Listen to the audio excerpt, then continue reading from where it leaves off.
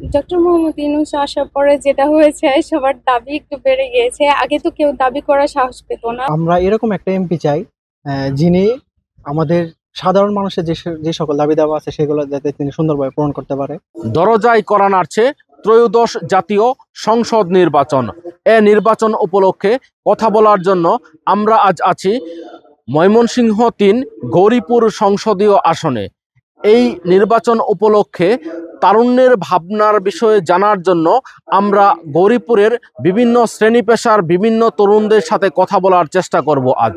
প্রথম ভোটার হিসেবে আমার অনুভূতিটা অনেক আনন্দের, কারণ বিগত 15-16 বছর যে ভোটার ব্যবস্থা ছিল সেটা স্বৈরাচার আমলের ভোটার ব্যবস্থা।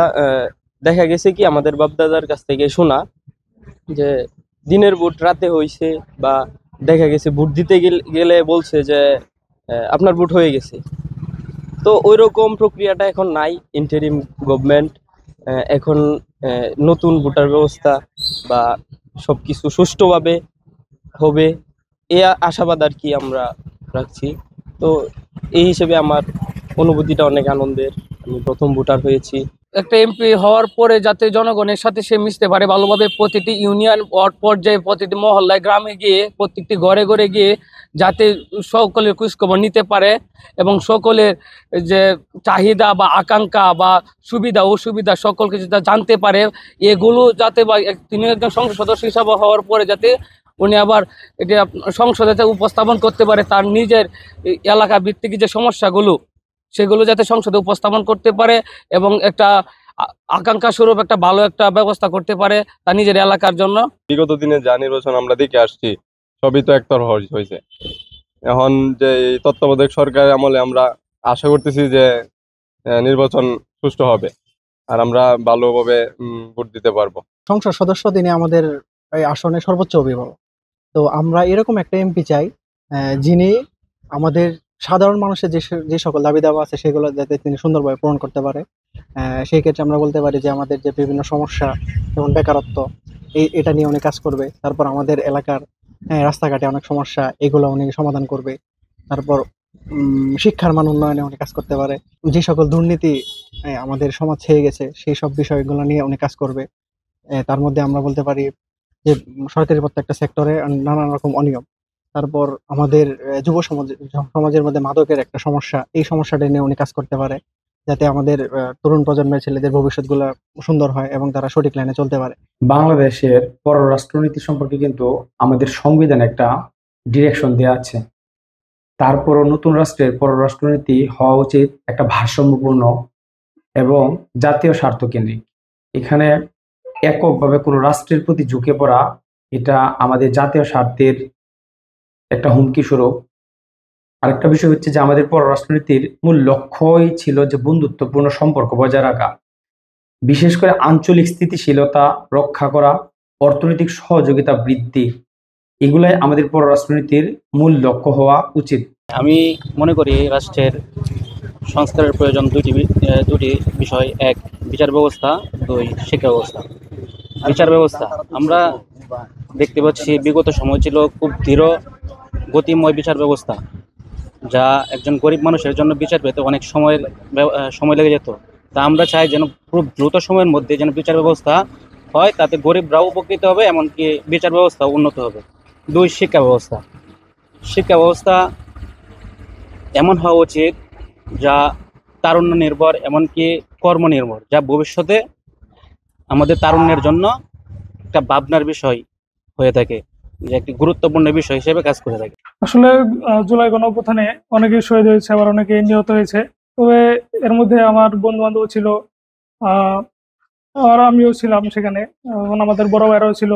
তো এদের মধ্যে কেউ কেউ শহীদ হয়েছে, আবার অনেকে মানে আহত হয়েছে। সরকারের কাছে আমার অনুরোধ যে যারা আহত হয়েছে তাদের আর্থিকভাবে সহযোগিতা করা উচিত। অনেকে গুরুতরভাবে আহত হয়েছে, তাদের পা হারিয়েছে অথবা হাত পা এরকম কিছু একটা হয়েছে, কিন্তু সরকারের উচিত তাদের জন্য আর্থিক সহযোগিতা দেওয়া হয়। আর পারিবারিকভাবে অনেকে অসচ্ছলতার মধ্যে যায়, তাদের যাতে পারিবারিকভাবে সাপোর্ট দেওয়া হয়। আর যারা নিহত হয়েছে তাদের অনেকেই আছে যে তাদের ফ্যামিলিতে অনেক লোকজন আছে, তারা কর্মসংস্থানে ভোগান্তিতে পড়েন। সরকারের উচিত যে এই ভোগান্তিগুলো দূর করা। আমি মনে করি তাদের রাষ্ট্রীয় সম্মাননা দেওয়া উচিত। তারা যাতে পরবর্তী যারা জেনারেশন থাকবে তারা যেন তাদের ভালোভাবে মনে করতে পারে, স্মরণ করতে পারে। আমি আমার নিজের ইচ্ছায় নিজের মন থেকে আমি ভোট দিব।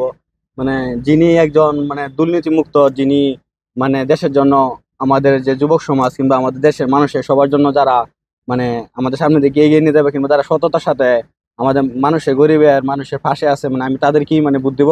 আমি গোষ্ঠী কিংবা কোনো ভাইবাদা কিংবা কোনো মানে দুর্নীতির স্বার্থে আমি ভোট দেবো না। আমি নিজের দিক মানে বিবেচনা করে আমি তাকে ভোট দেবো যে যোগ্য, যে আমাদের দেশের জন্য কিংবা আমাদের সমাজের জন্য ভালো কাজ করে গেছে কিংবা আমার সাথে মিশছে, ভালো কাজ করছে, আমি তাকেই ভোট দেবো। ডক্টর মোহাম্মদ ইউনূস আসার পরে আমাদের যেটা ভালো দিক হয়েছে সেটা হচ্ছে আমরা অনেক জায়গায় স্বচ্ছতা পেয়েছি। আমরা সরাসরি কোনো জায়গায় যেতে পারছি, আগে তো যেতে পারতাম না, আমাদের অনেক পেরেশানিতে ভুগতে হতো, কিন্তু এখন এটা সম্ভব হয়েছে। ডক্টর মোহাম্মদ ইউনূস আসার পরে যেটা হয়েছে সবার দাবি একটু বেড়ে গিয়েছে। আগে তো কেউ দাবি করার সাহস পেত না বা সরকারের কাছে বলার মতো তাদের কোনো ইয়া ছিল না। এখন আসার পরে সবার যে চাওয়া পাওয়া এটা তারা দাবি হিসেবে জানাচ্ছে। উনি আসার পরে দেখা যাচ্ছে প্রতিদিনই কেউ না কেউ দাবি জানাচ্ছে। তো আমার মনে হয় ওনার কিছু কিছু দাবি যেগুলো যৌক্তিক এগুলো মেনে নেওয়া উচিত, কিন্তু ওনার আরো এই বিষয়ে কঠোর হওয়া উচিত। আমার প্রথম টার্গেট থাকবে আমি আমার এলাকার জনগণের জন্য একটা অভিযোগ কেন্দ্র স্থাপন করব, যাতে আমার জনগণ তাদের মনের ভাষা এবং মনের অভিযোগ, খুব অভিযোগ অনাচার মানে বিচার আচার যদি থাকে, তারা যেন এই অভিযোগ বাক্সের মাধ্যমে এসে দিতে পারে আমার কাছে সরাসরি। তখন তো আমি এমপি থাকলে তো হয়তো বা আমার কাছে আসতে সাহস পাইবে না, যারা যাতে এই অভিযোগ বাক্সে এসে তাদের অভিযোগটা দিতে পারে। এবং দ্বিতীয়ত হচ্ছে আমি আমার এলাকার যুবকদের মাদক এবং সন্ত্রাস নির্মূল করার জন্য যুবকদের জন্য কর্মসংস্থানের ব্যবস্থা করতে চাই এবং প্রযুক্তি নির্ভর প্রশিক্ষণের মাধ্যমে যাতে কর্মসংস্থানের ব্যবস্থা করতে পারি, আমি এই দিকে গুরুত্ব দিব বেশি।